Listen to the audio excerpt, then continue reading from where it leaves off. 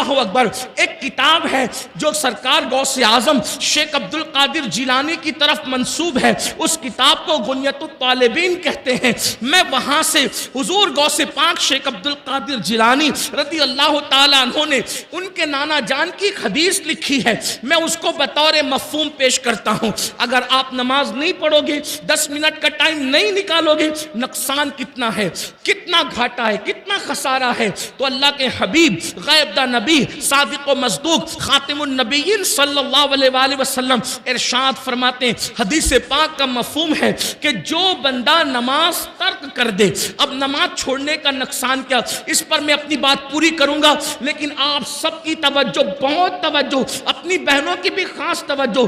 یہ صرف بہانے میرے عزیز, بہت بہانے کی ٹائم نہیں ملتا, ٹائم نہیں ملتا, جھوٹ ہے, بہت جھوٹ ہے. اگر نماز کے لیے ٹائم نہیں, فیس بک کے لیے وقت کہاں سے, یوٹیوب کے لیے وقت کہاں سے, دوستوں کی محفل کے لیے وقت کہاں سے, غب شپ کے لیے وقت کہاں سے, یہ سارے فضول کاموں کے لیے وقت کہاں سے. آج جتنا ٹائم اپنے پاس ہے, اس سے پہلے اتنا ٹائم لوگوں کے پاس نہیں تھا.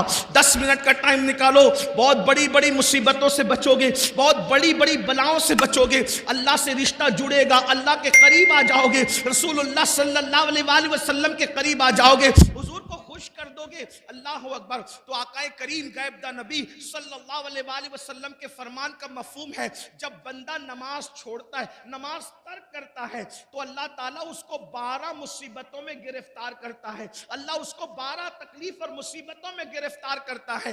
3 مصیبتیں اس کو دنیا میں آتی ہے, 3 مصیبتیں اس کو مرتے وقت آتی ہے, 3 مصیبتیں اس کو قبر میں آتی ہے, 3 مصیبتیں اس کو میدان محشر میں آتی ہے. اب یہ 12 مصیبتیں ہیں, یاد رکھ لو, یا 10 منٹ کا ٹائم نکال کے نمازی بن جاؤ, یا پھر ان بھیانک مصیبتوں کے لیے تیار ہو جاؤ, ان خوفناک مصیبتوں کے لیے تیار ہو جاؤ. اور سن لو, یہ معاذ اللہ کسی دنیا کے ظاہری لیڈر کا یا صرف کسی سیاسی لیڈر کا بیان نہیں جس کو ہنس کے اڑا سکو, یا یہ کسی عام انسان کی گفتگو نہیں, یہ اس رسول کا فرمان ہے.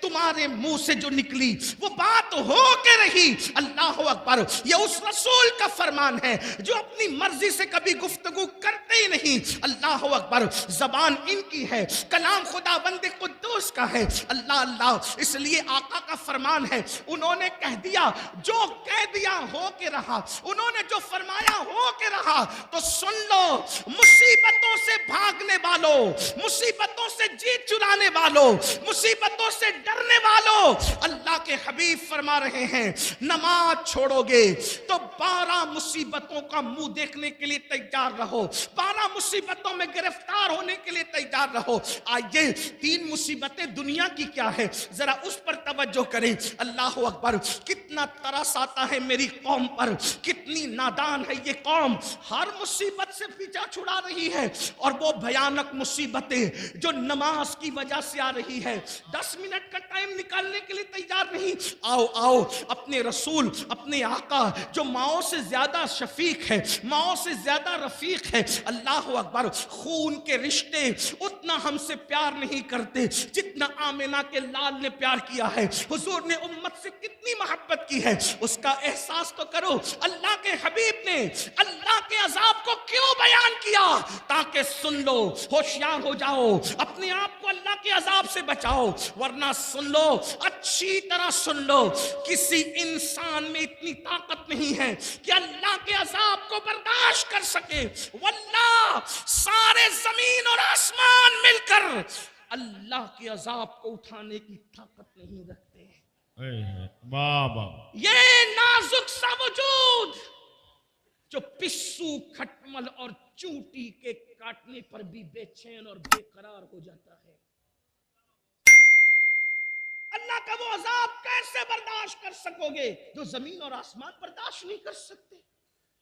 ایک بزرگ بہت روتے تھے, کسی نے پوچھا رونے کی وجہ کیا, فرماتے ہیں اگر اللہ مجھے گرم پانی کے عذاب سے ڈراتا تو بھی مجھے رونا ہی تھا. اللہ نے مجھے گرم پانی کے عذاب سے نہیں ڈرایا, بلکہ اللہ نے مجھے جہنم کے عذاب سے ڈرایا. جہنم کے عذاب کے بارے میں قرآن کہتا ہے, القاریہ ما القاریہ, جہنم کے عذاب کے بارے میں قرآن کہتا ہے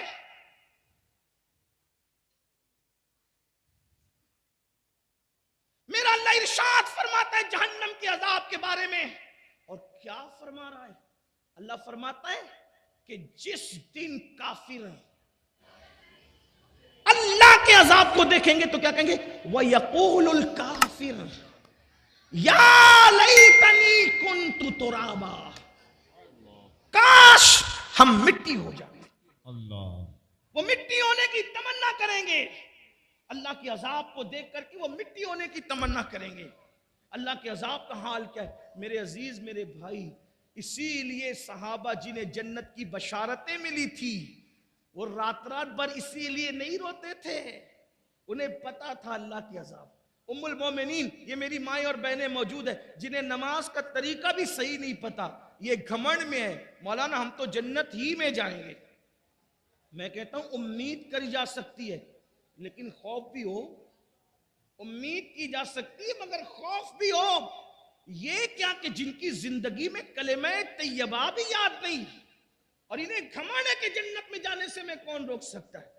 بڑی معذرت کے ساتھ امید بھی کرو خوف بھی کرو، یہ گھمنڈ ہے، نہ امید نہ خوف. کیا سمجھ رکھا ہے جنت کو؟ ہم تو لوگوں سے کہتے ہیں 1857 کے بعد والوں نے جتنا جنت کو مشکل بنایا ہے اتنی بھی جنت مشکل نہیں ہے، اور جتنی آسان آپ کے شاعروں نے جنت بنا دی ہے اتنی بھی آسان جنت نہیں ہے. نہ اتنی مشکل ہے نہ اتنی آسان ہے. پھر اعتدال کی راہ کیا ہے؟ تو میرے امام اسے اعتدال کی راہ کو بیان کرتے کہتے ہیں وہ تو نہایت سستا سودا. اے واہ واہ واہ سبحان اللہ. اعتدال کی راہ کیا ہے؟ نہ 1857 کے بعد والوں کی فکر جو انہوں نے بہت مشکل کر دی کہ کچھ بھی کر لو جنت میں نہیں جاؤ گے، یہ مشکل. اور آپ کا حال یہ ان کو دیکھو اور ان کو دیکھو اور جنت میں چلے جاؤ.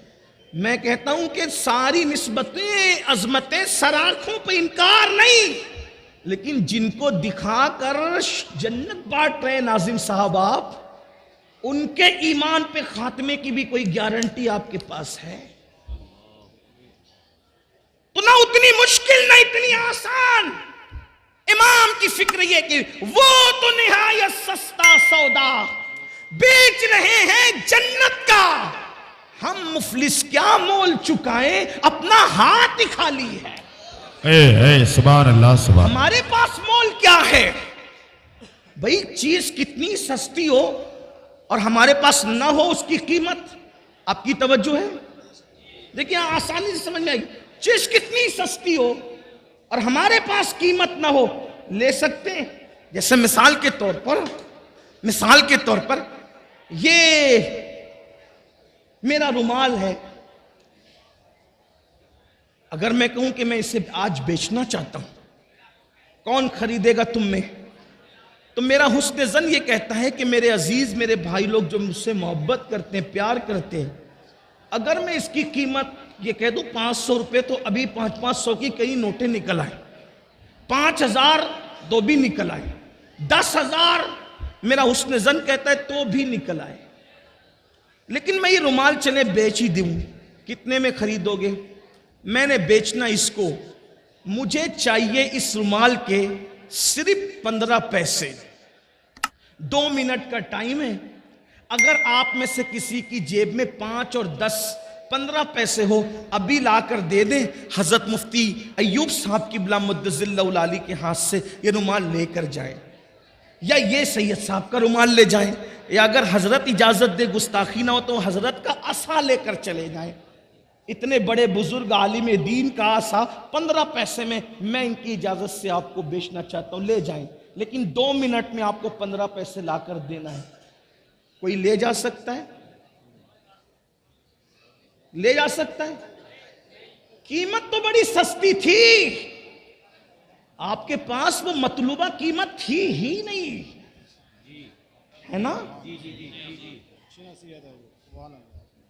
15 پیسے کیا بظاہر کوئی حیثیت تو نہیں رکھتے نا. 15 پیسے تو آپ کا بھکاری بھی نہیں لیتا. بھکاری کو دو، ارے بچہ چھوٹا تھا وہ بھی پھینک دے گا یہ کیا ہے، میں نہیں جانتا یہ کون سا سکہ ہے. آپ کا 3-4 سال کا بچہ بھی نہیں، لیکن آج اس قیمت کو میں نے مانگا، آپ نے نہیں دیا۔ وجہ عصا تو سستا تھا، مطلوبہ قیمت ہی آپ کے پاس نہیں تھی، ہے نا؟ رومال تو سستا تھا، مطلوبہ قیمت ہی آپ کے پاس نہ تھی۔ سید صاحب کا رومال سستا نہیں تھی، مطلب کیا؟ چیز تو سستی بک رہی تھی مگر وہ کرنسی آپ کے پاس نہیں تھی۔ بلا تمثیل، بلا تمثیل جنت تو بیچ دی محمد الرسول اللہ نے۔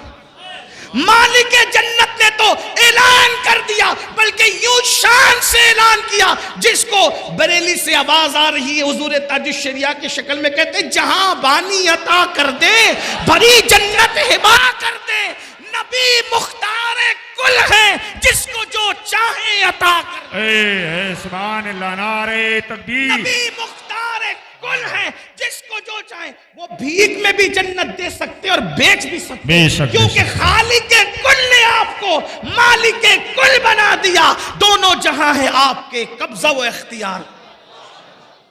سستے سودے میں جنت بکی نہ، لیکن آپ کے پاس ہے کیا؟